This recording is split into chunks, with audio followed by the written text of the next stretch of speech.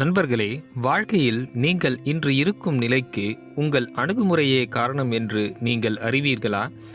நீங்கள் எதிர்மறையான அணுகுமுறை கொண்ட மனிதராக இருந்தால் உங்களை சுற்றி உள்ள குறைகளே காண்பீர்கள், அனைத்தையும் தடையாக உணர்வீர்கள், உங்கள் தவறுக்காக மற்றவர்களை குறை கூறுவீர்கள். அதுவே நீங்கள் ஒரு நேர்மறையான அணுகுமுறை கொண்ட மனிதனாக இருந்தால் உங்களை சுற்றி இருக்கும் நல்ல விஷயங்களை பார்க்க தொடங்குவீர்கள். உங்களிடம் இருப்பதை வைத்து எப்படி ஒரு சிறந்த ஒரு மனிதனாக வளர்வது என்று பார்ப்பீர்கள்.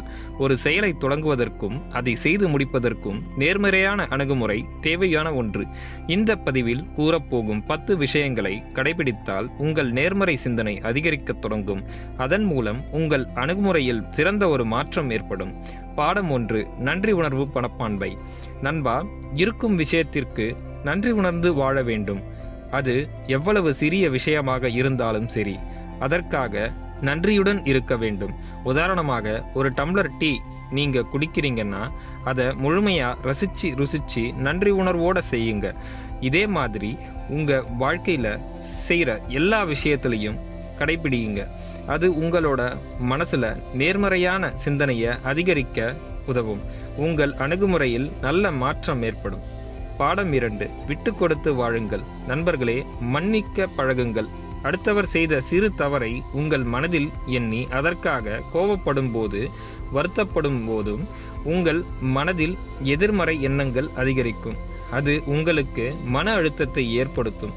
மாறாக தவறை அவர்களுக்கு எடுத்து காட்டிவிட்டு உங்கள் மனதளவில் அவர்களை மன்னித்து விடுங்கள். அதன் மூலம் உங்கள் மன அழுத்தம் குறையும். மேலும் நேர்மறையான அணுகுமுறை உருவாகத் தொடங்கும். பாடம் 3: இலக்குகளை நிர்ணயித்து அதை அடைய வேண்டும். நண்பா, நீ ஒரு பெரிய லட்சியத்தை உடனே அடைய நினைத்தால் அதில் தோல்வி ஏற்பட அதிகமாக வாய்ப்புகள் உள்ளது. உனது லட்சியத்தை சிறு பகுதிகளாக பிரித்துக்கொள். அதை ஒவ்வொன்றாக முயற்சி செய்து அடையத் தொடங்கு. அது உங்களுக்கு தன்னம்பிக்கையும் நேர்மறை சிந்தனையும் அதிகரிக்கும். உங்கள் அணுகுமுறையில் நல்லதொரு மாற்றம் ஏற்பட்டு அதில் நீங்கள் வெற்றி காண வழிவகுக்கும். பாடம் 4: கெட்ட சூழலில் நல்லதை பார்க்கத் தொடங்குங்கள். நண்பா, உங்களை சுற்றி எல்லாம் தவறாக இருக்கிறது என்றால் அதை நினைத்து இந்த உலகமே இப்படித்தான் என்று எண்ணாமல் அந்த தவறான இடத்தில் சரியான விஷயங்கள் ஏதேனும் ஒரு சிறு பங்கு உள்ளதா என்பதை பாருங்கள். உதாரணமாக, நீங்கள் ரயிலை விட்டு விட்டீர்கள் என்று வைத்துக் கொள்ளுங்கள். அதை நினைத்து வருந்தி கொண்டிருக்காமல் எதனால் அப்படி நிகழ்ந்தது என்று பார்க்க வேண்டும். உங்கள் நண்பனை நீண்ட நாள் கழித்து வழியில் பார்த்திருக்கலாம். அதற்கு நேரம் செலவிட்டதால் உங்கள் ரயிலை பிடிக்க முடியாமல் போயிருக்கலாம்.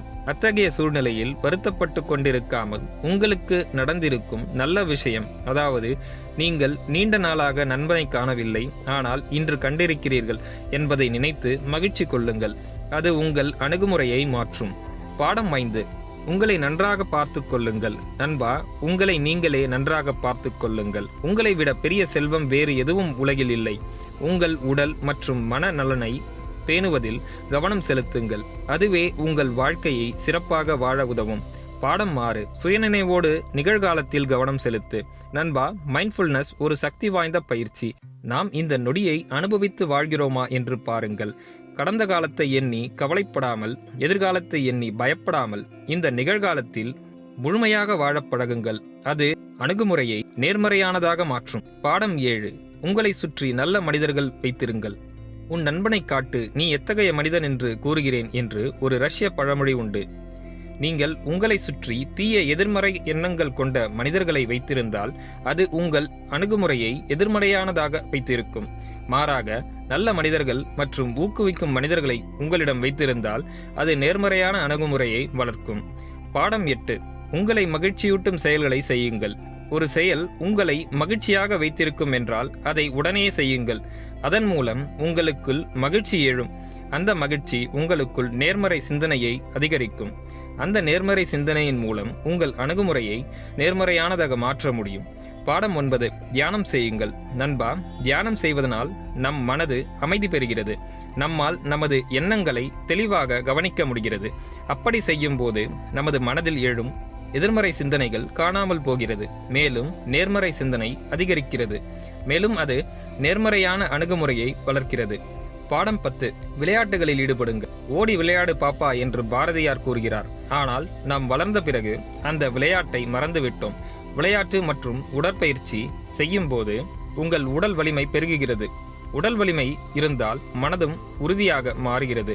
மேலும் அது நேர்மறை எண்ணங்களை அதிகரித்து உங்கள் அணுகுமுறையில் பெரியதொரு மாற்றத்தை ஏற்படுத்துகிறது.